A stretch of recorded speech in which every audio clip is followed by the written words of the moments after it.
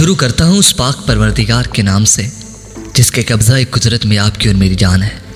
सुनते कानों देखती आंखों को आपके मेज़बान शेराज का सलाम पहुँचे। नाज़रीन ग्रामी, VT4 मेन बैटल टैंक जो कि MBT 300 के नाम से भी मशहूर है, को चाइना की नोरिंगो कंपनी ने डेवलप किया है और ये टैंक तमाम लेटेस्ट टेक्नोलॉजी से भी लैस है। नाज़रीन मोहतरम, इस वीडियो में हम VT4 की स्पेसिफिकेशन और इसकी कैपेबिलिटीज़ को डिस्कस करेंगे। दोस्तों, VT4 टैंक की रिसेंटली पाकिस्तान आर्मी ने ट्रायल्स किए हैं और इस टैंक को मुख्तलिफ तरह के हालात से भी गुजारा गया है। दोस्तों, पाकिस्तान आर्मी अगली हालत के टैंक के लिए VT4 टैंक के अलावा यूक्रेन के T-84 और रशियन T-90 टैंक को खरीदना चाहता है। दोस्तों, VT4 टैंक की डेवलपमेंट को 2009 में स्टार्ट किया गया था और इस MBT 2000 टैंक को अपग्रेड करके बनाया गया है। MBT 2000 टैंक को 1993 में पाकिस्तान और चाइना ने मिलकर बनाना स्टार्ट किया था, जिसे बाद में अल खालिद टैंक के नाम से पाकिस्तान आर्मी में शामिल किया गया।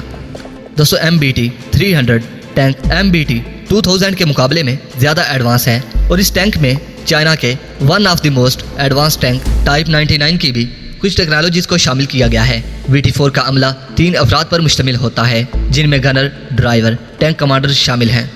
दोस्तों, गनर का काम VT4 टैंक में लगी हुई 125 mm की ZP-T98 मेन गन को ऑपरेट करना होता है।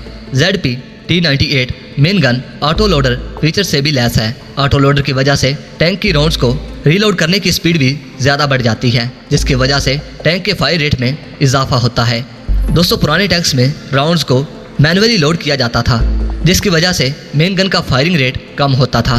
दोस्तों, अगर VT4 टैंक की मेन गन में मैनुअल लोडिंग की जाए तो ये गन 1 मिनट में सिर्फ 2 राउंड्स ही फायर कर सकती है, जबकि ऑटो लोडर की मदद से ये गन 1 मिनट में 8 राउंड्स फायर कर सकती है।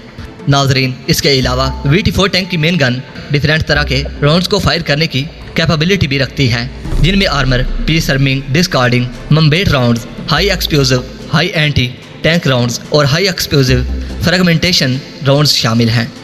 क्योंकि मॉडर्न टैंक के आर्मर में एडवांस टेक्नोलॉजीज़ को इस्तेमाल करके इसे बहुत ज़्यादा मजबूत बनाया जाता है। दोस्तों, साइब्रेट राउंड्स दुश्मन के टैंक के आर्मर को 700 मिलीमीटर तक एक्यूरेट करने की सलाहियत रखता है, जबकि high explosive anti tank rounds को पुराने टैंक्स और एंटी आर्मर्ड व्हीकल्स को डिस्ट्रॉय करने के लिए इस्तेमाल किया जाता है।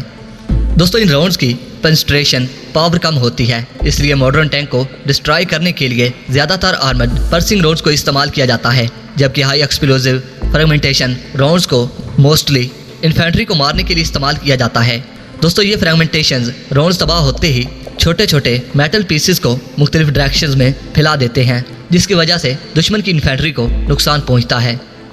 दोस्तों, वीडियो पसंद आने की सूरत में इस वीडियो को लाइक कीजिए, दोस्तों के साथ शेयर कीजिए और कमेंट सेक्शन में हमें अपनी कीमती आरा से ज़रूर आगाह कीजिएगा। दोस्तों, अपना और अपने प्यारों का बहुत सारा ख्याल रखिए। अगली वीडियो तक के लिए इजाज़त दीजिए। अल्लाह निगहबान।